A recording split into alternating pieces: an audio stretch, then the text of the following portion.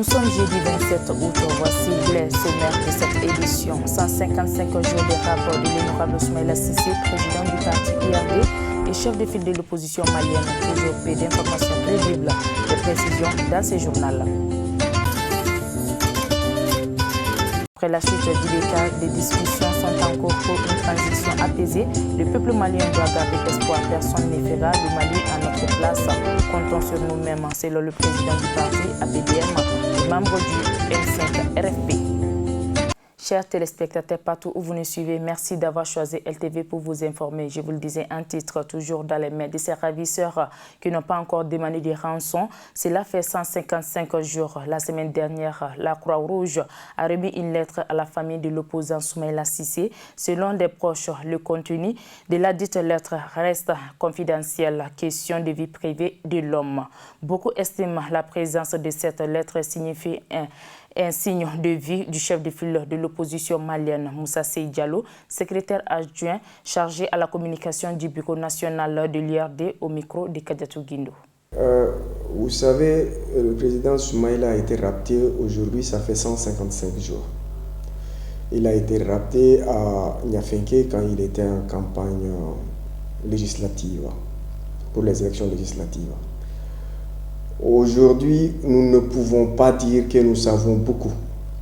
Parce que tout ce que nous pouvons vous dire, c'est que nous l'avions dit depuis pas aujourd'hui, qu'il se portait bien et il est dans les mains de ravisseurs qui n'ont pas encore demandé de rançon, qui n'ont pas encore demandé, qui n'ont pas d'abord déposé de requête ni auprès de l'URD, ni auprès de sa famille, ni auprès de qui que ce soit. Et tout ce que nous pouvons vous dire, c'est que ces derniers temps, on peut l'affirmer authentiquement parce que il y a la Croix-Rouge qui a pu se débrouiller pour avoir une lettre qui a été acheminée aujourd'hui auprès de son épouse, dont le contenu va rester secret parce que c'est un contenu qui reste entre un époux et une épouse. C'est leur vie privée. C'est juste pour savoir qu'il vit. Il va lancer des signaux auprès de sa femme pour savoir qu'effectivement, c'est M. Soumaïla Cissé qui a écrit cette lettre ou donné des preuves pour savoir qu'effectivement, il est en vie. C'est juste ça que nous avons. Je ne trouve pas ça bizarre parce que nous l'avions dit maintes fois que le président Soumaïla Cissé était vivant et qu'il se portait bien. Nous l'avions toujours dit parce que nous avons aussi, nous aussi, au niveau de l'URD, nos canaux qui nous permettent de dire cela. Mais seulement ce qui s'est passé cette fois, c'est que la Croix-Rouge a amené une lettre. La Croix-Rouge a amené une lettre et pour garder sa neutralité, avait informé le ministère des Affaires étrangères. Et peut-être qu'au niveau de ce ministère, l'information est sortie avant que la Croix-Rouge n'ait l'autorisation pour apporter la preuve de sa preuve de vie auprès de sa femme. Donc la Croix-Rouge a été contrainte de faire un communiqué pour dire qu'effectivement, elle est en possession d'une preuve de vie. Sinon, tout cela allait se faire en sourdine. Mais peut-être que certaines personnes, à un certain niveau, n'ont pas su garder le secret. Et c'était obligé maintenant, pour montrer sa bonne foi et toujours sa neutralité, le CICR, la Croix-Rouge a été obligé de... Voilà. Ce que moi je voudrais que les Maliens comprennent, c'est que ce n'est pas le président Soumaïla seulement qui est aujourd'hui en captivité. Il y a beaucoup d'autres Maliens, des militaires, des fonctionnaires, des Maliens lambda qui sont aujourd'hui entre les mains de ravisseurs.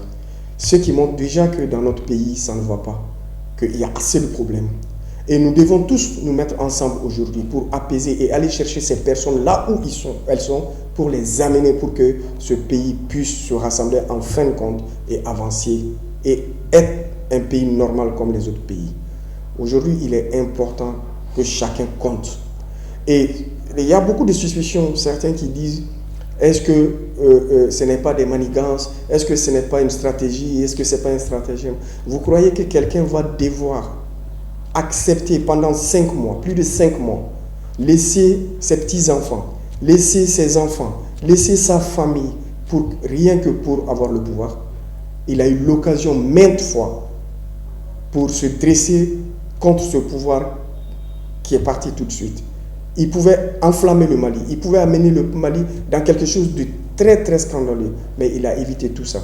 N'oubliez pas qu'il a été la première personne qui s'est levée pour aller chez le président de la République, son adversaire, pour lui dire que vous avez gagné, je vous félicite.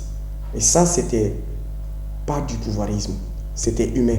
Et ce monsieur est très humain. C'est ce que vous voulez. Nous voulons que les Bamakois et les Maliens comprennent. Okay.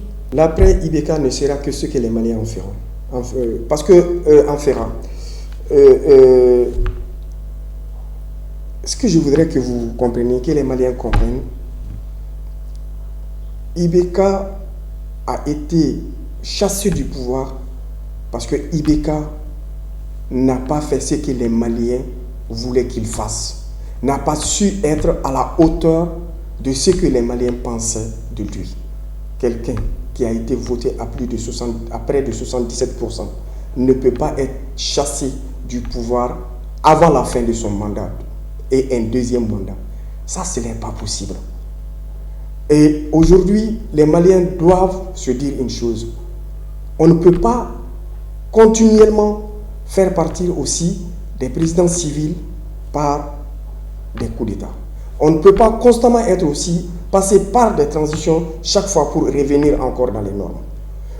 Il faudra que les Maliens pour une fois se disent aujourd'hui, que ce soit les militaires, que ce soit les non-militaires, que nous nous mettons tous ensemble pour cette fois réfléchir. Nous ne devons pas être pressés. Est-ce qu'il faut un petit peu de temps pour atteindre ce que nous voulons, ou est-ce qu'il faut plus de temps? Ce n'est pas le temps, c'est ce qui va sortir de nos esprits, de nos réflexions. C'est cela qui va être important. Aujourd'hui, nous devons nous dire une seule chose. Est-ce que le Mali compte? Si le Mali compte, qu'est-ce que nous devons faire pour le Mali? Quel type de président il faut? Quel type de premier ministre il faut? Quel type de constitution il faut? Est-ce que nous pouvons continuer dans cette constitution qui a été copiée chez d'autres? Est-ce qu'il nous faut aujourd'hui ce type d'Assemblée nationale? Est-ce qu'aujourd'hui le Conseil des collectivités ne peut pas nous servir d'autre chose? C'est à nous de réfléchir, de nous trouver les instruments nécessaires, les meilleurs instruments pour ensuite amorcer un moment, une période normale. Mais nous devons, moi je le pense très sérieusement, que nous devons aujourd'hui faire tout le travail dans la transition pour que la personne qui va venir par des élections soit cette fois à l'aise et soit bien choisie pour qu'il puisse faire un travail de développement, mais pas un travail de rattrapage. Ça doit servir de laboratoire de réflexion, ça doit servir de laboratoire de regard sur la société, et à partir de ce regard sur la société, de nous sortir quelque chose de potable. Je me dis qu'aujourd'hui, cette transition doit nous permettre de nous dire réellement quelle constitution il faut pour le Mali, quel type de parti politique et dans quelle manière nous devons nous mettre dans les partis politiques. Est-ce que nous avons toujours besoin d'autant de partis politiques, ou les partis politiques doivent être catégorisés en fonction de leurs tendances, ou qu'est-ce qu'il faut? Aujourd'hui, c'est les instruments de commande qu'il faut trouver. Ce n'est pas l'homme, ce n'est pas l'euphorie, ce n'est pas l'émotion. Nous devons être forts dans une période de construction, nous dire quel instrument il faut aux Maliens aujourd'hui et trouver le meilleur instrument qui peut aller aux Maliens d'aujourd'hui. Le Malien issu des lignées qui font notre fierté, des Sundiata, des Soumaoro Kanté, des Firoun. Ce sont ces Maliens-là qui sont issus de ces branches-là qui doivent se mettre ensemble pour trouver l'instrument nécessaire qui va les amener à développer leur pays. Le président Soumaïla nous revienne très rapidement. Mais nous prions aussi pour que la chose qui a amené que Soumaïla soit dans cette posture soit éloignée de nous, la mauvaise gouvernance. Et pour que la mauvaise gouvernance soit éloignée de nous, il faut que nous acceptions de nous mettre non seulement ensemble, mais que nous acceptions de créer ensemble, comme je l'avais dit, un instrument ou des instruments qui nous permettront d'être ce que nous sommes pour que nous puissions vivre comme les autres. Les Iraniens ont pu construire leurs instruments. Les Allemands, à un moment donné, se sont trouvés dans des difficultés. Ils ont pu construire leurs instruments. Tout le monde construit son instrument.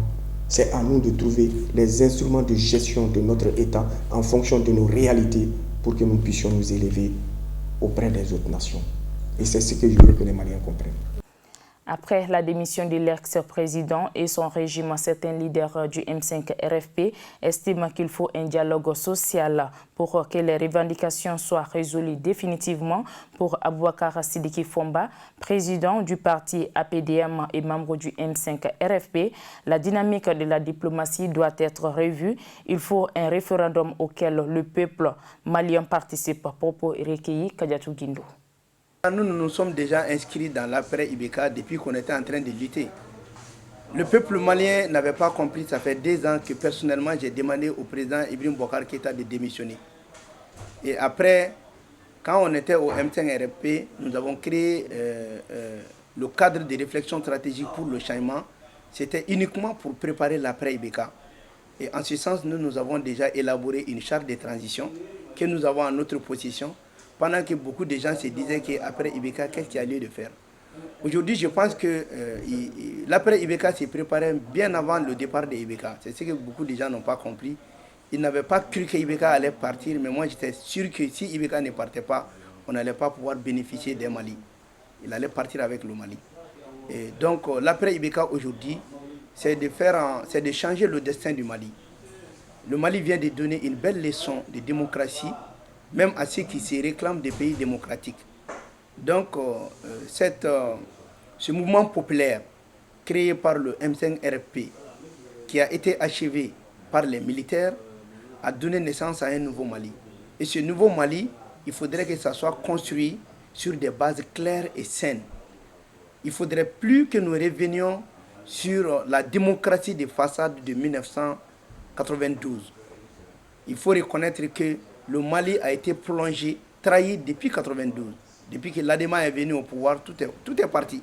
Donc nous avons fait 29 ans comme ça, en dilapidant les ressources du pays, en prenant le pays en otage, en créant ce qu'on appelle alliance hégémonique, où c'est des partis politiques qui font de l'État la vache laitière, ils ont leurs opérateurs économiques, c'est eux qui détiennent tout, ils mettent le peuple dans la pauvreté, ils détruisent l'école, ils détruisent la santé, ils ont détruit le système sécuritaire, ils ont détruit le système judiciaire, ils ont tout détruit. Et c'est ce qui fait que vous voyez aujourd'hui, la plupart des jeunes diplômés sont à la maison, mais c'est du gâchis. Comment mettre de l'argent à la formation d'un enfant depuis le primaire jusqu'à l'université et après il est à la maison? C'est gaspiller l'argent du contribuable malien. Ces jeunes-là ne doivent pas rester sans emploi. Ils ont fait leurs relations incestueuses avec la France. Au lieu de défendre leur pays, ils ont défendu l'intérêt de la France. Alors que la France est dans son rôle de défendre son intérêt. Le Mali aussi doit défendre son intérêt. Et en ce faisant, ils nous ont mis dans des accords qui font que tout le pays appartient à la France. Aujourd'hui, il y a lieu de faire en sorte que nous réalisons tous les accords du partenariat. Il y a lieu d'organiser une conférence, une réunion des ambassades et des consuls pour redynamiser la diplomatie malienne. Il y a lieu aussi d'aller à la 4e République. Nous avons bénéficié d'une constitution qui a montré toute sa limite. Toute sa limite aujourd'hui, au lieu de dire que c'est les militaires qui ont fait le coup d'État, mais c'est IBK qui a fait le coup d'État au parti RPM. Quand il démissionne, il a fait démissionner l'Assemblée, il a dissous le gouvernement, mais la constitution, il n'y a rien qui puisse venir en intérim après IBK. Ce n'est plus le cas comme ATT. Et en démissionnant et en faisant dissoudre l'Assemblée nationale et le gouvernement, il a anesthésié 4 autres institutions. La Haute Cour de justice, le Conseil économique et social, la Cour constitutionnelle et le Haut Conseil des collectivités. Maintenant, il reste seulement la Cour suprême. Donc, pour dire que l'après-IBK ne doit pas être comme ce qu'on a vécu après mars 91, comme ce qu'on a vécu après 2012. En tout cas, c'est ce que nous avons dit au peuple pour qu'il participe à ces manifestations. Ce ne serait plus de donner le pouvoir à ces prédateurs politiques qui ont pillé sérieusement ce pays. C'est l'heure de faire l'audit des dettes du Mali. C'est l'heure de faire l'évaluation de notre patrimoine, faire l'audit du patrimoine, l'audit de l'or et l'audit du pétrole. Pour redorer le blason de la dignité malienne. Déjà, on est respecté. Donc, l'après-IBK s'est traduit par le changement du cours de l'histoire et du destin du Mali. Aujourd'hui, c'est là que les gens doivent comprendre. Et c'est pour cela que nous allons organiser dès demain une conférence de presse inédite par les refondateurs du M5 RFP Parce qu'il faut reconnaître que le M5RP est divers, est hétéroclite. Tout le monde n'est pas dans la même dynamique de changement pour le Mali. Mais nous sommes déjà inscrits dans la dynamique de la refondation. Nous avons fait appel à tous ceux qui s'inscrivent dans cette logique. Et demain, on va se rencontrer à la maison des aînés à partir de 16h pour donner un ultimatum. Appuyer la junte militaire, appuyer le peuple malien, mais leur montrer aussi la voie. Voilà l'après Ibeka. Ce serait la leçon pour l'Afrique, ce serait la leçon pour le Mali et la leçon pour tout le monde. Donc l'après Ibeka, c'est une nouvelle indépendance pour le Mali. À côté de cela, il faut parler de l'éducation malienne. Il faut un dialogue social pour que les revendications sociales soient résolues définitivement. Comme je l'ai dit, il faut faire une réunion des ambassadeurs et des consuls pour revoir la dynamique de la diplomatie du Mali. Il faut revoir la justice. Il faut que le peuple malien participe à un référendum. Que ce soit le peuple malien qui dise voilà, c'est telle forme d'État que nous voulons. Nous n'avons plus le droit de fixer un peuple comme ça, un État comme ça au peuple malien. Aujourd'hui, il y a une question. Beaucoup de gens parlent de charia. D'autres n'aiment pas la charia. Et que veut le peuple malien dans tout ça? Mais il faut savoir ce que le peuple même veut. Peut-être qu'il y aura une partie du peuple qui peut dire que nous voulons la charia. Donc ceux qui souhaitent la charia, on peut appliquer la charia en eux. Ceux qui ne souhaitent pas aussi, il faut redéfinir la laïcité du Mali. La laïcité du Mali, c'est une forme républicaine de l'État. Mais ça doit être une loi. On doit dissoudre aujourd'hui le Haut Conseil islamique pour mettre soit un Haut Conseil de tous les religieux ou dissoudre le Haut Conseil islamique. Moi, je suis religieux, mais c'est ce Haut Conseil islamique qui divise les religieux. Le Haut Conseil islamique prend sa naissance au Comité consultatif de l'Afrique occidentale français de 1916, qui était là uniquement pour diviser les religieux. Ceux qui sont du côté du gouvernement disent ce que le gouvernement veut, mais ils vont aller contre les autres. Donc, il ne faut plus diviser nos religieux. Donc voilà, en quelque sorte, il y a tellement de choses à faire. Mais d'autres disent qu'il faut un nouveau Malien. Non, il faut un nouveau dirigeant. Si le dirigeant est exemplaire, tout sera mis dans l'ordre. Je te donne un exemple. Quand tu vas dire à un chef de famille, si je vois ton enfant en train de prendre la drogue au dehors, tu vas être en prison. Son enfant ne va jamais sortir. Quand tu vas dire à un chef de famille, si je vois ta fille en train de se prostituer, tu iras en prison. Mais ta fille n'ira jamais, sera prostituée. Mais il faudrait qu'au lieu de faire ça, qu'on crée de l'emploi, la formation professionnelle et l'emploi soient financés, qu'il y ait beaucoup d'emplois. Mais ensuite, il faut qu'il y ait aussi la souveraineté alimentaire. Aujourd'hui, on parle de thé Ashura, de thé Flécha, mais nous, on peut faire notre thé de Farako. Au lieu d'emporter le riz thaïlandais, mais on peut faire le riz du Niger peut nous suffire. Tombouctou, c'est une zone mondiale de blé reconnue. Pourquoi ne pas faire ces bleus-là pour qu'on achète le pain désormais à 125 francs? On a nos animaux qui sont là. Pourquoi importer tout, exporter tout? Mais nous sommes aujourd'hui, ce qui est marrant dans toute cette affaire, le Mali fait partie du premier ou deuxième producteur de coton. Mais le Mali est le premier importateur de l'espace IMOA avec un déficit de 400 milliards par an. Comment vous pouvez comprendre ça? Et aujourd'hui, il faudrait qu'on ait un État un pouvoir public qui soutient le secteur privé. Tant que nous ne soutenons pas nos secteurs privés, les multinationales vont tout envahir et ça ne va pas rester ici. Voilà des éléments importants et qu'il faut faire savoir aux uns et aux autres pour réveiller le Malien. C'est pour ça que notre parti, c'est le parti du réveil et de l'éveil des consciences. Dire que le Mali est pauvre, c'est faux. Je vous dis, le Mali est 10 fois plus riche que la France. Le Mali n'a que 20 millions, la France 60 millions. On est plus riche que la France. Mais ce sont nos jeunes filles qui sont obligées de se prostituer aujourd'hui pour avoir de l'emploi. Des jeunes qui ne font rien, qui pensent que la politique, c'est le raccourci pour avoir de l'emploi ou bien pour insulter les gens. Ceux qui passent tout le temps à insulter les gens, ce n'est pas de leur faute. C'est le régime Adema qui endosse la responsabilité. Ils ont systématiquement détruit ce pays comme si nous ne pouvons plus rien nous condamner à l'extrême pauvreté. Pendant qu'on est tellement riche, moi je vous assure qu'on peut faire du Mali le Eldorado du monde. On est extrêmement riche. Richesse souterraine, richesse culturelle, richesse intellectuelle, nous avons tout. Mais nos cadres ont préféré se vendre que de construire leur pays. Voilà le problème.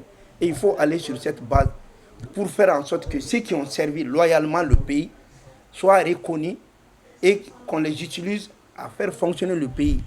Que les médiocres soient formés, mais que ceux qui ont pied soient traduits à la justice. Voilà, c'est ça. Voilà, c'est tout pour ce journal d'information. Merci de l'avoir suivi et bonne suite des programmes sur la Liberté Télévision.